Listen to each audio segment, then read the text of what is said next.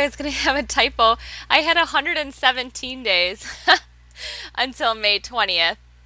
And then I'm like, oh, 22 days. And I'm like, whoopsie, 222 days. That's not right.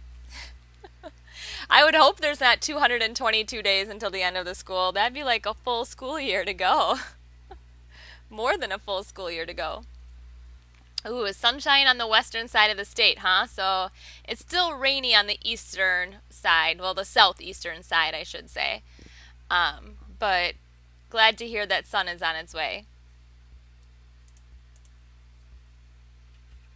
Gloomy in Madison still, so it'll be gloomy in Port Washington for a while then, still too. Yep. All right. So as you can see on the board here, the deadlines till kind of the end of the school year. We got 17 days only until that May 20th deadline. Um, Technically, there's only a few things still to wrap up. We're going to look at lesson 10.2 today. We'll take a look at 10.3 next week, and then the Unit 10 test. So that's the only thing that's really left for the school year and your final. So we're really coming up to the end pretty quickly. After those three things, the only thing I said, like I mentioned, would be your final exam, and that has to be turned in by 4 p.m. on May 25th. I know there's a lot of juniors in here who took the ACTs, so if you did choose math as your first opt-out option, I will be in contact with you maybe end of next week sometime to let you know that you qualified for the final exam pass, or if you didn't qualify. Hopefully everybody did though, because that means that everybody would be at 70% or above. All right, so any questions with the deadline stuff at all?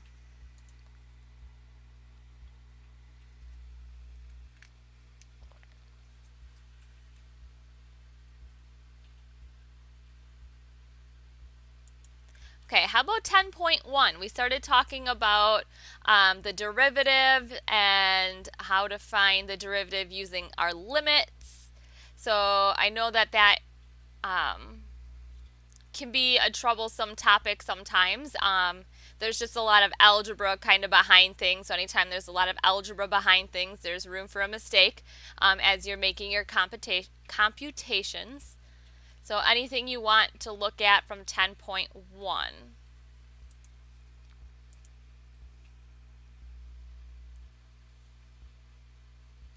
They're kind of interchangeable, but I can see your viewpoint on that, Rebecca. So let me go back here to the formulas we had in that lesson.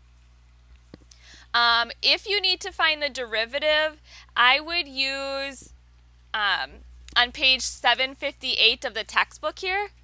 So you can't really see it, but there's two formulas at the bottom, two blue boxes here. These are the formulas that I would use.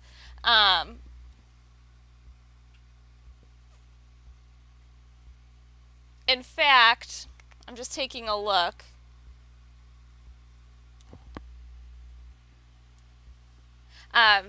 Okay, and instead of those two formulas, in fact, I'm going to change my mind right here. I would just use the bottom one here, and that's if you're finding it at a certain point. So if they give you a value, like find the derivative of this function at x equaling this number, I would use the bottom formula on page 758.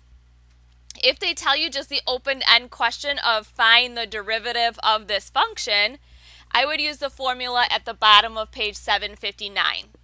So I would use these two formulas on the bottom of the pages to help you through those questions. So bottom of 758, if they give you the point at which they want you to find, so that would be using substitution at some point, right? And then same thing over here. So these would be the two formulas that I would use for your homework. So hopefully that will help clear things up a little bit. I would kind of ignore the top ones here. They're generally the same. They're just written a little bit differently using X and A and B. So I would stick to these bottom two.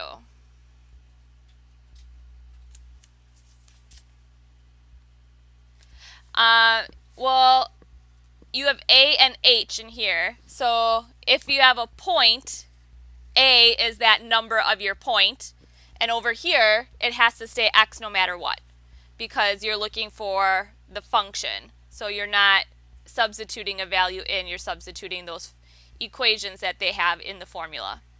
So the only thing that you should be substituting in these is in that first lower box down here, is if they tell you what point you're finding the derivative of, that's your A value, and you proceed forward with that. On the second page, you're not substituting anything. You're just actually using and applying that formula. So x plus h minus f of x all over h. Because that is just finding the derivative of the actual equation and not at a specific point. So if they tell you to find the derivative of a function at x equaling 9, A would be your 9. And then you'd proceed forward with that.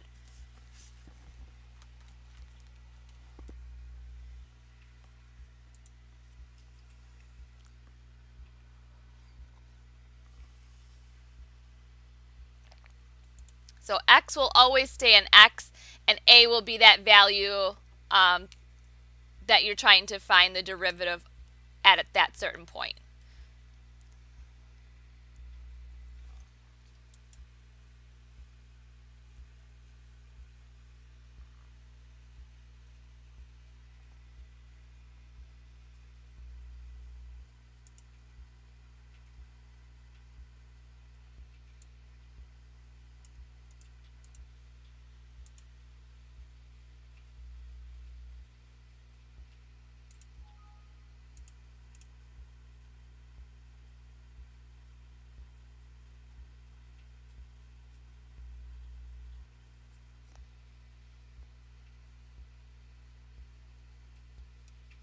I don't see amplitude, I say instantaneous velocity.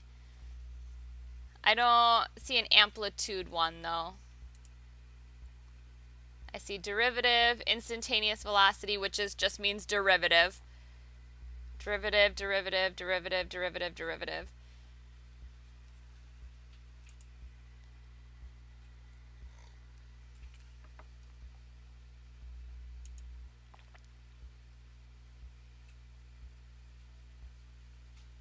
Oh, I totally read that as amplitude. I was like, what the heck? What is she talking about?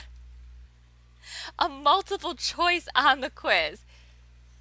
Okay, well, you'll have to take a look at that and maybe sign up for office hours or send me an email then, and I can always help you through that. And and okay, yeah, send me an email with the work that you have done, and I can try to find the mistake in it. Yeah, so maybe just show me all the work you did, take a picture of it, or if it's on a Google Doc, just email me that Google Doc and I'll try to find the mistake for you and then correct you. Yeah. Good. Okay, good deal. Sorry about that. Sometimes my brain reads words differently than what they should be, and it causes a whole heap of trouble. So, all right, we're good. All right, today I want to take a look at the area problem, right? I think that's what lesson 2 is. Limits in motion, the area problem. All right, so example 1 and example 2 are going to be very similar how they start us off here. So it just says an automobile travels at a constant rate of 48 miles per hour for 2.5 hours. How far does the automobile travel? So we don't really need any calculus involved with this one. It's basically just basic math. How far does the car travel? So what would we do to figure that out? Obviously the solution's on the board, but we should be able to figure that out without looking at that solution. If you're going a certain rate for a certain amount of time, how do you find the distance? Yeah, you multiply your speed by how long you're going for. So that's your rate times time, right? This is that most basic formula that we learned all the way back probably in middle school already, that distance equals rate times time. So we would take that 48 miles per hour, multiply that by 2.5 hours to get our 120 miles. All right, we can relate this to our calculus topics with instantaneous velocity here. By looking at the change in S, so change in S can be represented in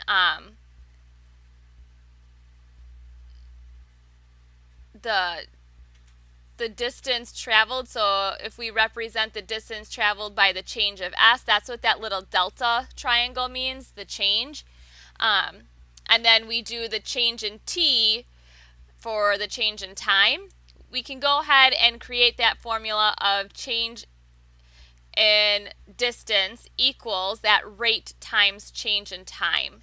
So we can get that change of S over change of T to equal that 48 miles per hour. So this is going to be that instantaneous velocity that we saw back in the first lesson.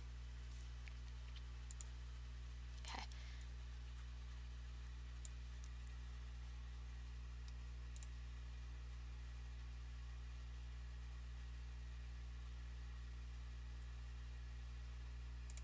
So here again, I just kind of reiterated what I said on the last slide. If we're going to use that distance equals rate times time, they used the rate as 48 in the last example, but here they're actually putting it as the change in S over the change in T. So they use that substitution there to replace the rate with the actual ratio of the change in S over change in T. But this is kind of that formula just rewritten using that instantaneous velocity there. All right, there's a little paragraph down here. Suppose we have a velocity function via t that gives instantaneous velocity as a changing function of time. How can we use the instantaneous velocity function to find the distance traveled over a time interval? This was the other intriguing problem about instantaneous velocity that puzzled the 17th century scientists, and once again, algebra was inadequate for solving it. All right, so that's when we turn to our limits again, right? So instead of having an exact amount to represent that ratio, we're going to go ahead and look at our limits. So what we're looking here is the limit as x goes to infinity. So that means as x gets increasingly larger, your function is approaching what value? Right, so as f of x gets arbitrarily close to L as x gets arbitrarily large. Okay. Again, nothing really new that we haven't already been introduced to from that 10.1 lesson. So we're still looking at limits there. This time it's going as x goes to infinity. What is the function approaching? Because that will be your limit then.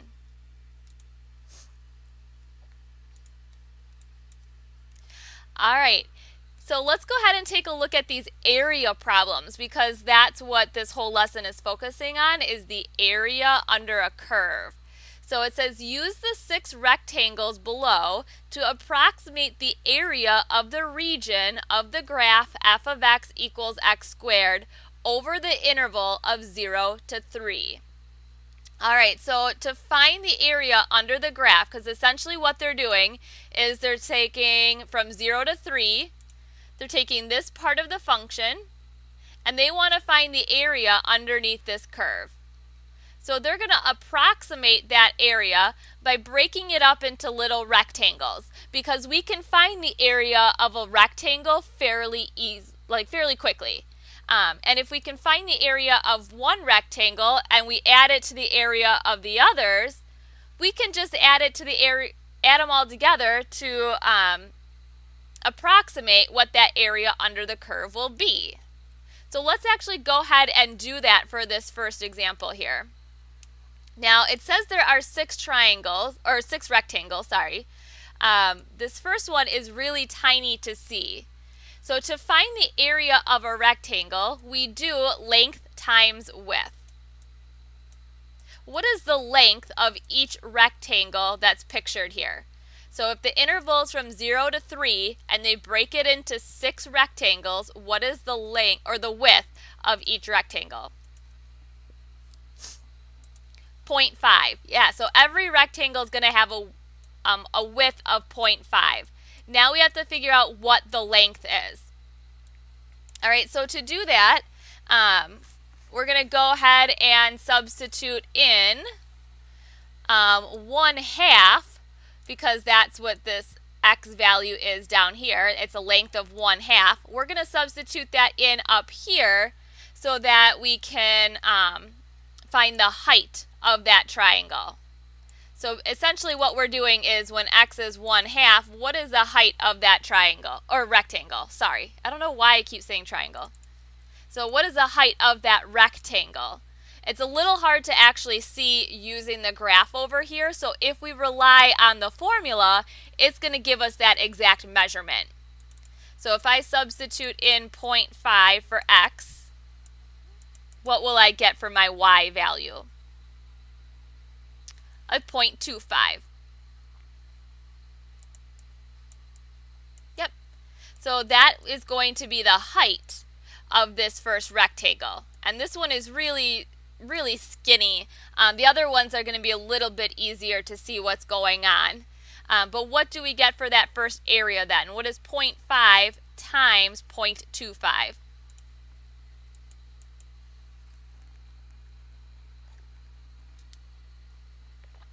0.125. All right, let's find the area of rectangle 2. So rectangle 2 still has a width of 0.5. But the height is going to change. Now we're looking for the height when x equals 1, right? Because that's where we're at right now, when x equals 1. What is the height of that rectangle when x equals 1? Yeah, 1. 1 squared is 1. So what is the area of that rectangle?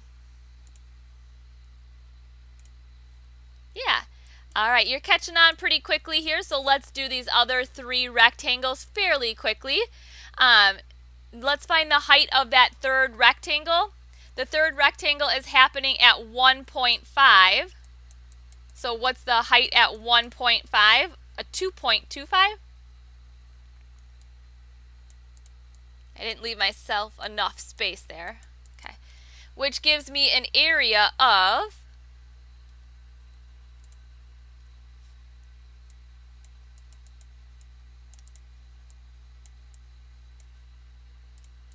a 1.125. Okay, the next one, what's going to be the height of that fourth rectangle? So now we're looking at 2.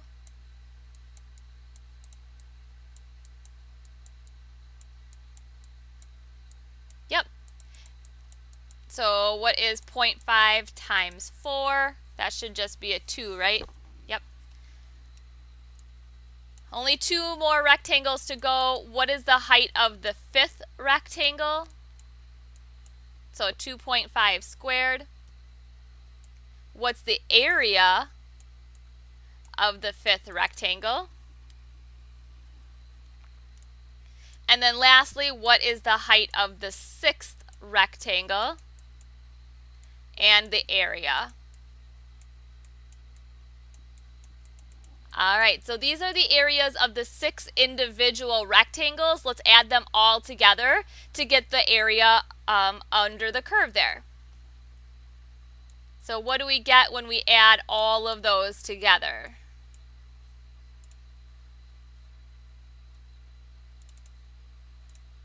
And it's these 6 values down here, the 0.125, 0.5, 1.125, 2, 3.125, and 4.5. 11.375. All right, is that an overestimate, an underestimate, or a pretty exact estimate of the area under our curve there? So is that number larger, smaller, or pretty accurate to what the area actually is under the curve? It's larger. How do we know that it's actually larger than what the actual area under the curve is? The rectangles go up above the curve. Is there a way to counterbalance this to get a more accurate answer?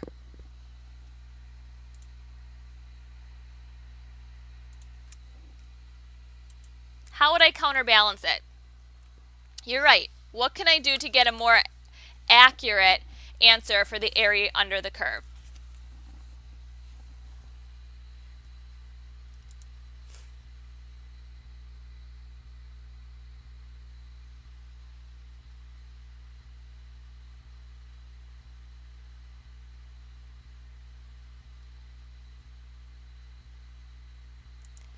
Yeah, so you said the same thing I did.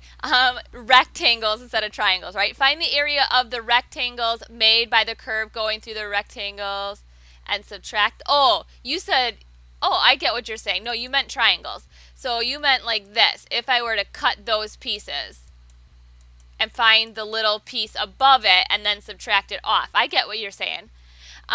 You could maybe try that, but I think that's going to get pretty complicated because you don't have a line that's going to slice those top pieces off. It's still a curved measurement there. So can we think of a different way to kind of counterbalance it? So it's a good thought, but I don't think it'd be a very easy task to find those kind of slanted lines to create the triangles. So let's think of something a little bit easier maybe.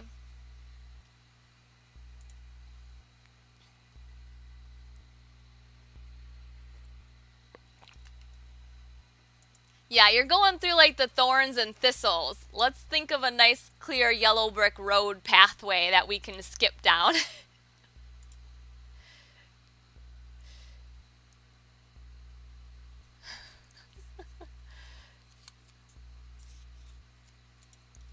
This is us. We come to a fork in a road, and then Isaias wants to go down the dark and gloomy one that's like all raining and like tree branches everywhere. I want to go down the one that's nice and sunny, got a nice little rainbow coming over it.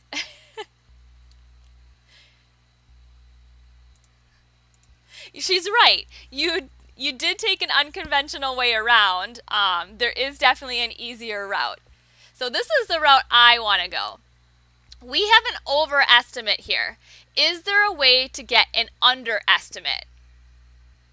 We have an overestimate. Can we get an underestimate and then average the two? So is there a way to create the rectangles under the curve so that they're not going above it, but we can still find the area of those rectangles? And then once we have those areas, add them together and average it with this first answer.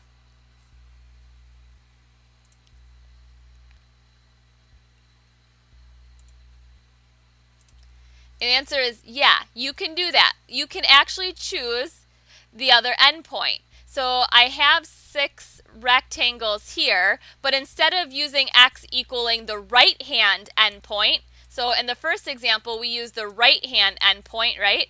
I'm going to switch to the left-hand endpoint.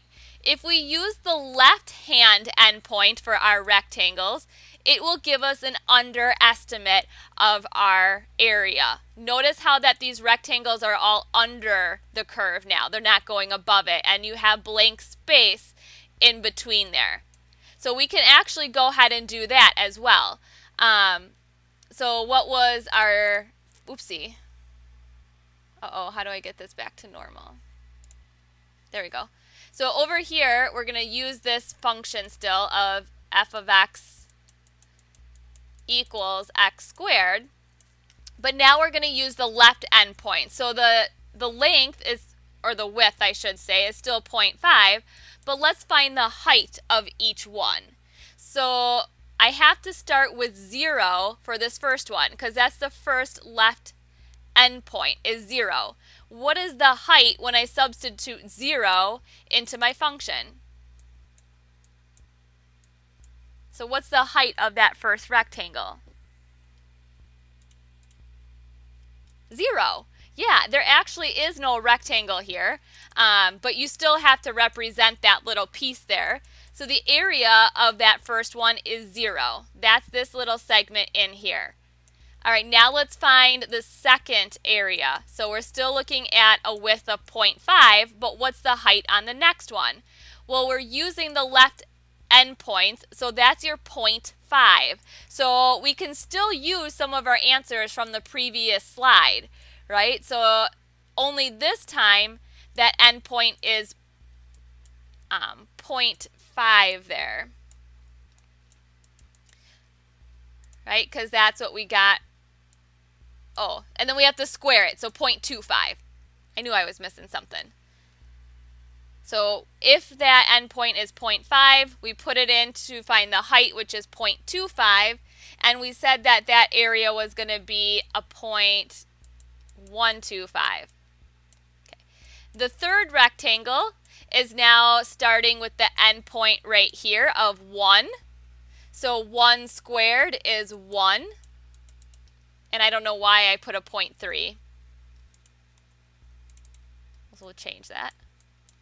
So that third rectangle has an area of 0.5. And now you're going to start to notice a lot of repetition here. The next endpoint is at a 1.5. 1.5 squared, we said, was 2.25. And when we multiply those together, it gave us an area of 1.125. Okay, we're almost there. The next endpoint is going to be this 2. So 2 squared is 4. Half of 4 is 2. And one last rectangle, and that has an endpoint of 2.5. 2.5 squared. Oh, what did we say that was? A 6.25.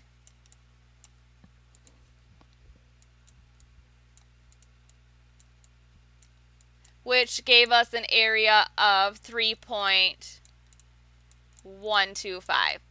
So there are the underestimates. What is that total area under the curve?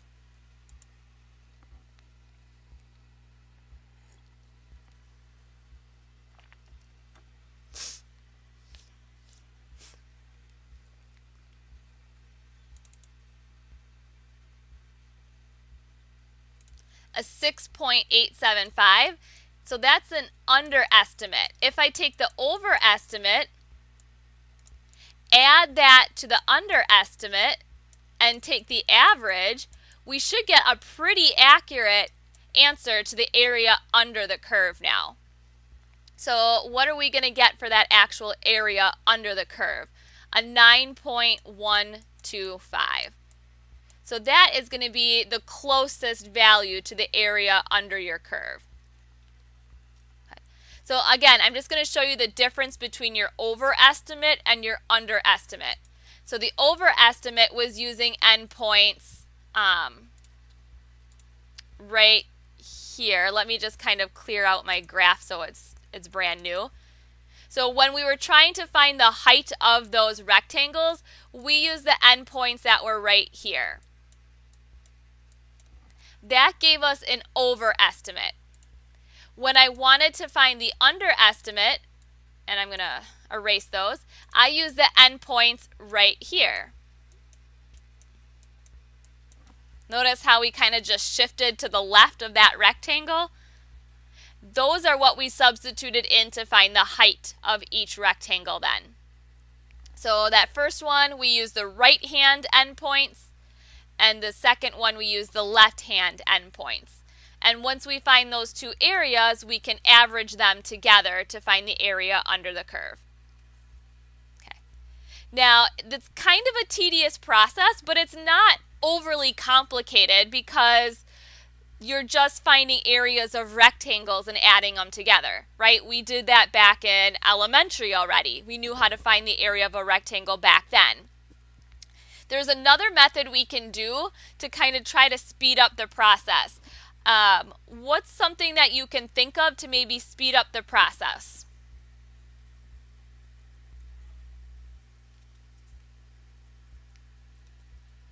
Besides a calculator.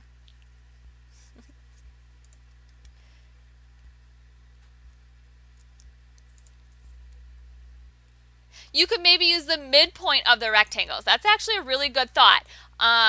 And that might help you find the average as well a little bit faster using the midpoint of the two endpoints instead.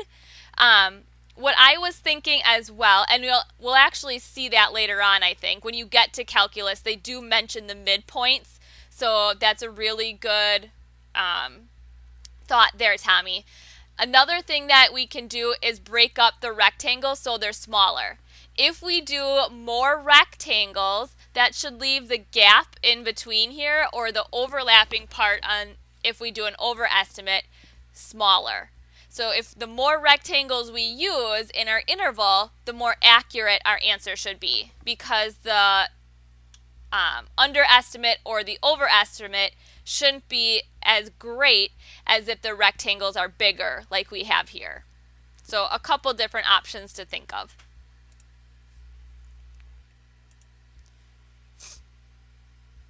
Okay. Basically what we did there is called the integral. So finding the area under the curve is very similar to an integral. Here's the notation that they use for an integral. So if they want you to find the area under the curve, they're going to set it up in this format right here. And A is the starting point of that interval, and B is the ending point of that interval. So for us over here, it would be set up as 0 to 3 of our function x squared. Okay, because they're telling us that they want our interval to start at 3 and they want, or 0, sorry, and they want it to end at 3. So they want us to find the area under the curve of x squared, which is this blue piece, from 0 to 3. That's what that integral is stating there. Questions with the notation that they're using on this integral? Because you may see this, but what they're asking you to do is find the area under the curve. And what curve? The curve of that function right there that they're listing. Awesome.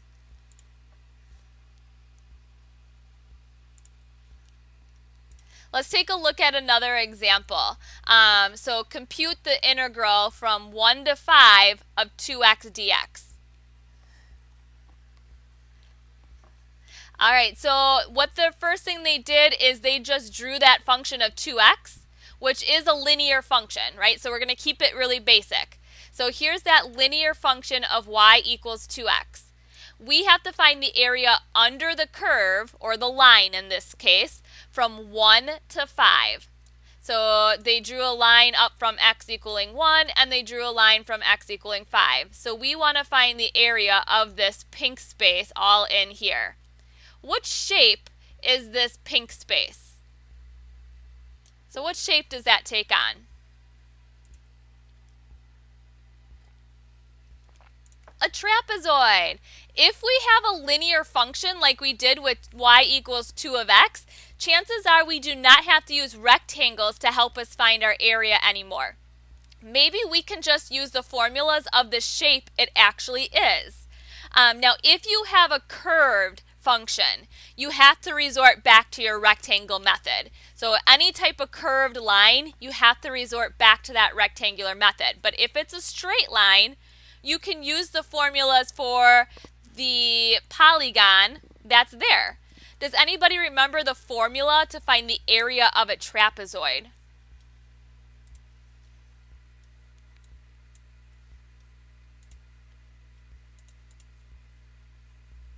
We're racking the brains here, going way back.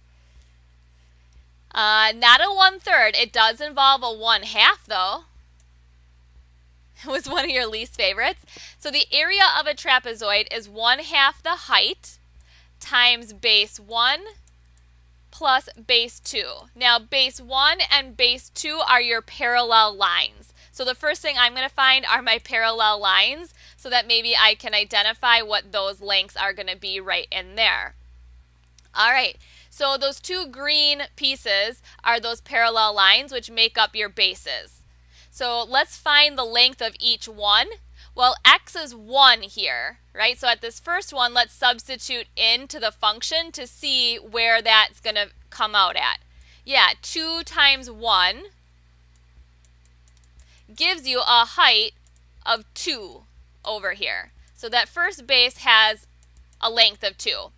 And then the second one, you have x equaling 5. So 2 times 5 is a 10. So that's going to be the height of that second base, or the length of that second base, I should say. The height of the trapezoid is that piece that makes the 90-degree angle with your bases. So the height in our picture is going to be this length right in here. What is the height of that trapezoid? 4. Yeah, because 5 minus 1 is a 4. So now we just have our order of operations to fulfill here. And we should be able to find the area of that trapezoid pretty quickly. What's the area of that trapezoid? 24. Yeah, so the integral there of 2x from 1 to 5 is 24.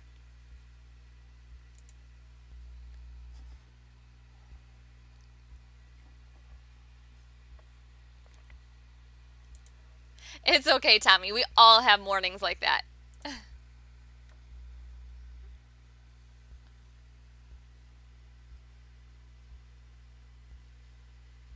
Questions with that first example, though, of finding the integral there. Because the integral only means to find the area under the curve.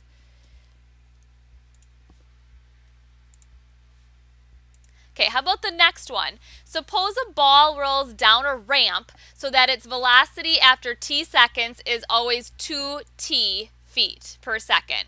How far does it fall during the first 3 seconds? Oh, yeah, go ahead, Isaias.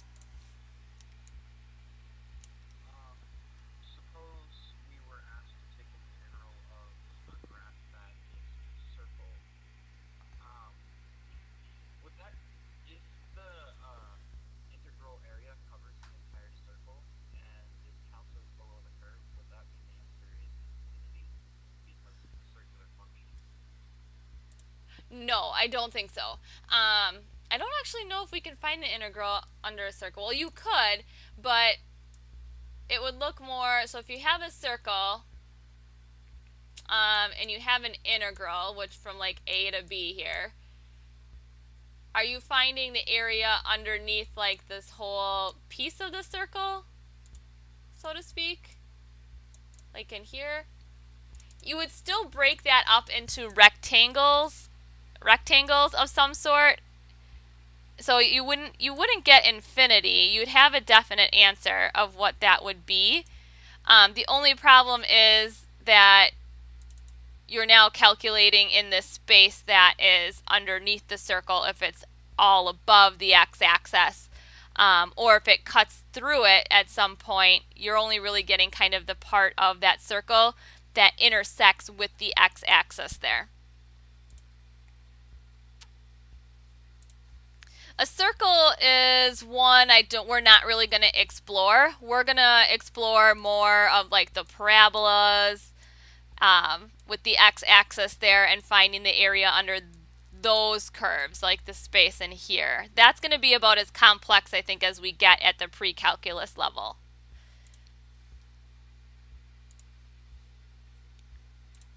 So that might be something that was, just wondering. Oh, no, I don't think it does. No, I don't think you would get infinity for that area. Yeah. Okay. Yep, let's go ahead and take a look at the next one then. So suppose a ball rolls down the ramp, so it has a velocity after t seconds is always 2t feet per second. How far does it fall during the first 3 seconds? First of all, what's the function that they want us to find the area under? So we're looking for the area under what function?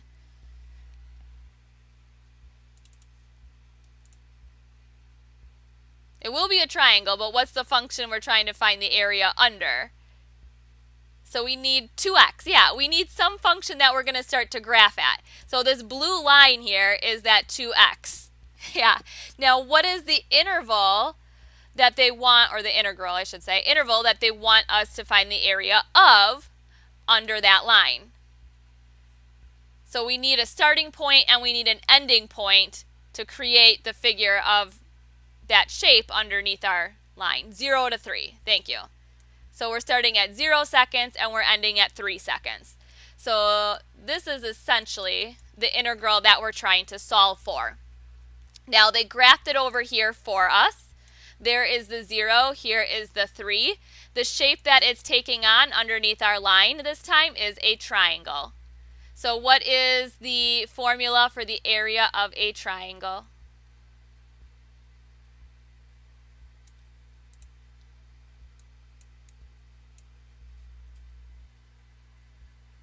One half base times height. What is the base of that triangle that is shaded below in blue there?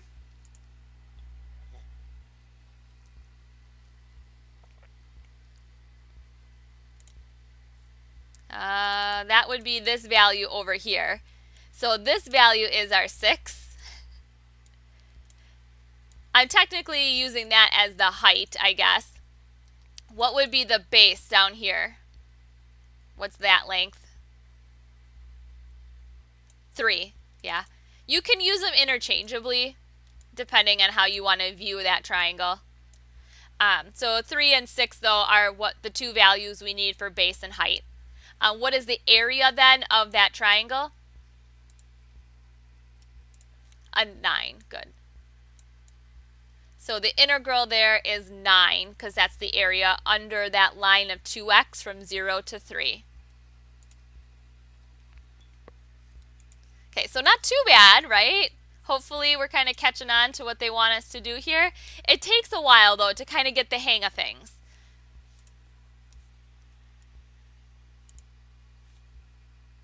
All right, we'll see how far we get with this example here. We may have to finish it next week, Tuesday, when we take a look at this again. It says estimate the area of the region above the x-axis and then under the under the graph of the function from 0 to 8. All right, so how many rectangles should we split this up into to make our lives kind of easy? 8 rectangles. Yep, I would split this up into 8 different rectangles. Let's start with the overestimate. So the overestimate is that our RAM, right, the right endpoints. So that would be x being 1, 2, 3, 4, 5, 6, 7, and 8. So if I start with x equaling 1, what is the height of that first rectangle piece in there?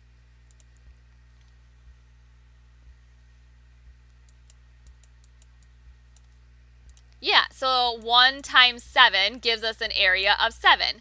Now all of these have a width of 1, right? So that's what kind of makes our life a little bit easier. What is the height of the second rectangle piece? 12, yeah. So the area for that will be 12. What is the area of the third rectangle using the right-hand side? The fourth rectangle. That's getting a little bit sloppy. The fifth rectangle. The sixth rectangle. The seventh rectangle. And the eighth rectangle.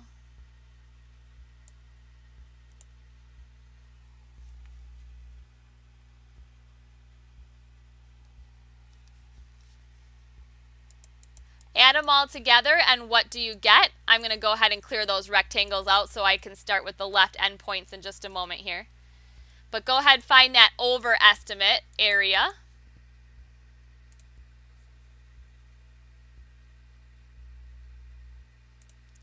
An 84.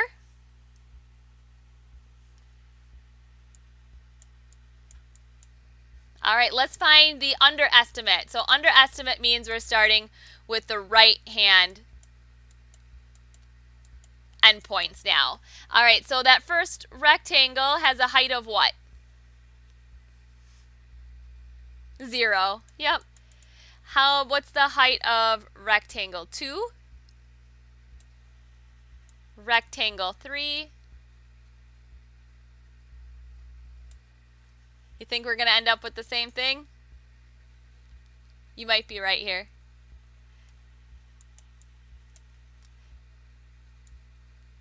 4?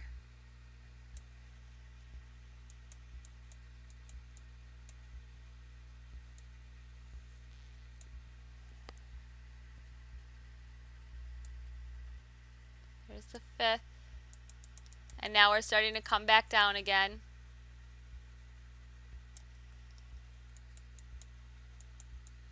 That are 15. And then was that?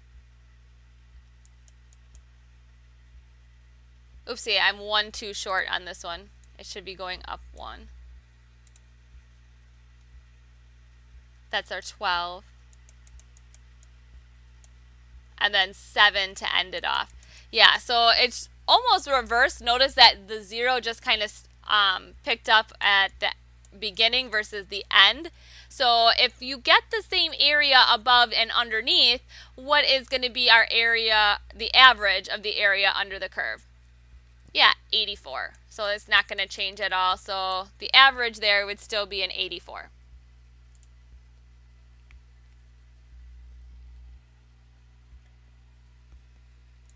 Yeah, that one wasn't too bad, right?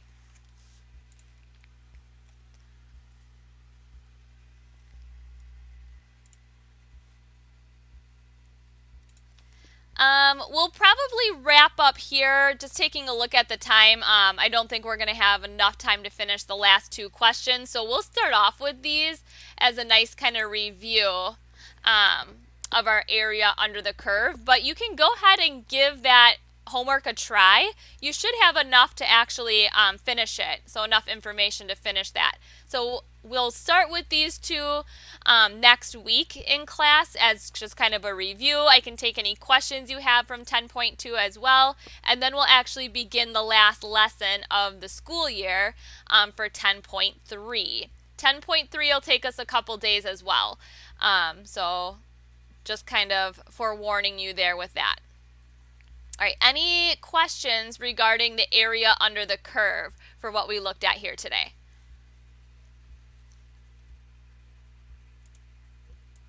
All right, then I'll let you guys go. Have a fantastic rest of your week, and I'll see you all Tuesday. Bye, everyone.